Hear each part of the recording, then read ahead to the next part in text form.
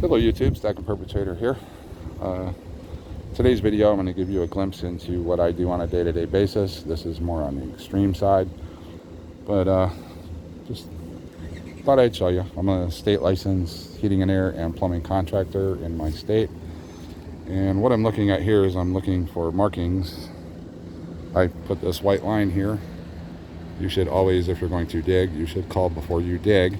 And I'm waiting for them to come out and mark utilities. Like this was unnecessary here because it's outside of my white lines, but that's the telephone service right there. And then each of these markings goes up, tells me where the phone line is. It is, I don't know why they mark those because it's nowhere in my painted white lines right here, but they marked them way over there, so I know I'm safe to dig this spot up. And the reason I got to dig this up is because when you see those two white things right there and right there, those are called cleanouts. That's how we clean the sewer system, either with a cable machine or a jetter. A jetter is just a pressure washer that's been slightly modified to clean sewer lines. I use the pressure washer even though I do, or the jetter, even though I do have a cable machine. There's times where the jetter works out better. This second one here coming through, my jetter hose got stuck and I had to hand dig to be able to get my cable out, but I found there's roots in the line from the previous contractor because they did a bad job of putting in the pipe, so I have to re-dig it up, make a repair and all that, and this is just one of the jobs I'm going to be doing. There used to be these holly bushes, and these are the sticky holly bushes like you see here.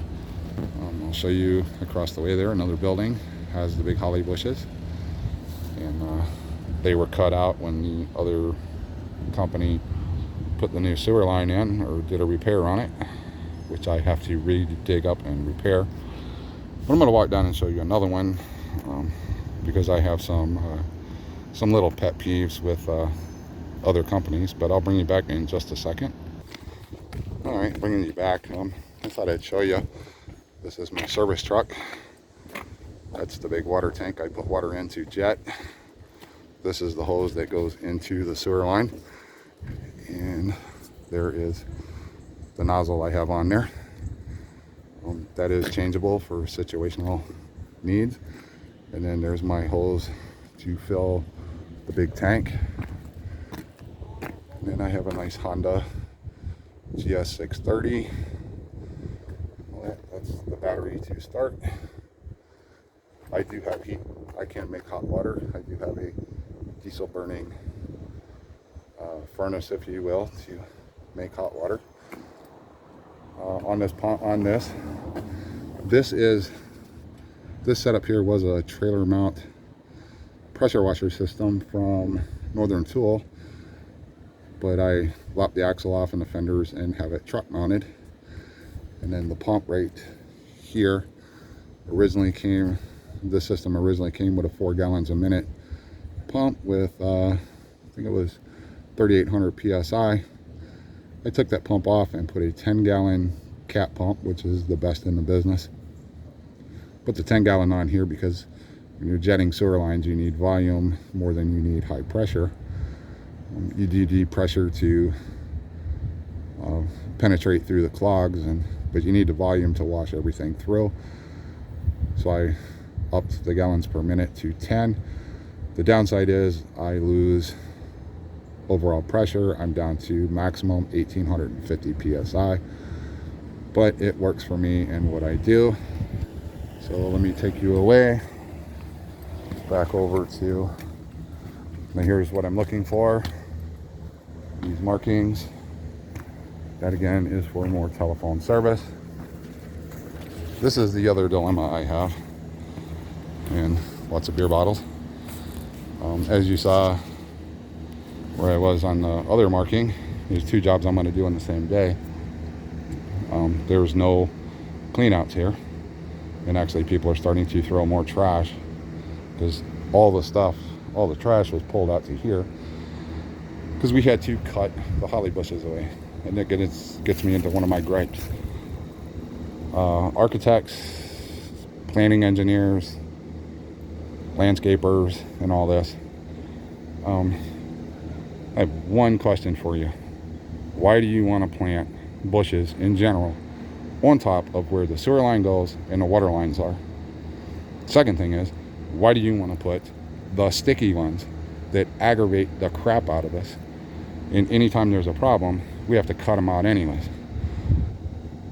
Second thing with this is what happens a result of tenants that just don't respect where they live.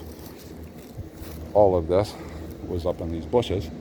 We have no idea which of the 4 tenants on this side drinks Bud Light beer, but I can guarantee you it all came from them. And at the same time, they will call into the office bitching about why there are flies. Well, this is, can't imagine you not having a fly problem when you throw your beer bottles and cans in the bushes. So anyways, I'm going to pause from here because I'm going to have to dig this up and install a clean out or 2. It's going to be my choice. I'm probably going to go with a single that goes both ways, that goes into the building and out. Instead of doing like they did down there with 2, I'm just going to use 1 that will allow me to service both directions. You can put in singles that lets you go one way or go and the other one allows you to go only the other way. I prefer just the double. Single pipe, I can go in, I can go out, whichever way the clog is happening. So anyways, I'm going to pause the video again and take you up to another project I'm working on in this property, because I have a few more things I want to ask other professions. I want to ask the big question, what were you thinking? So bear with me just a moment. Okay, I'm back again. Welcome to my world. That is the bathroom sink counter. I can pull that out because in this bathroom I was looking for a leak that was rolling to the outside wall. That's where the vanity goes. I have to replace these because they are not totally cutting the water off, so I have to replace those. I cut into the wall looking for possible leaks. I have found where the leaking problem was, and they had to move this tenant out of the unit so I can make repairs. This wall right here, this is an exterior wall, so working behind the tub is not feasible. Part of this had a clog, and the trip lever here, which another contractor that resurfaces tubs painted over, which is kind of stupid, but that trip lever, this cover will come off, but the attachment and mechanism that goes on into the tub to hold your water in the tub or let it out actually broke off from the handle and is wedged down in the tub. I have to pull the tub out in order to make that repair, and there's another repair reason why the tub's got to come out, but I have to ask, why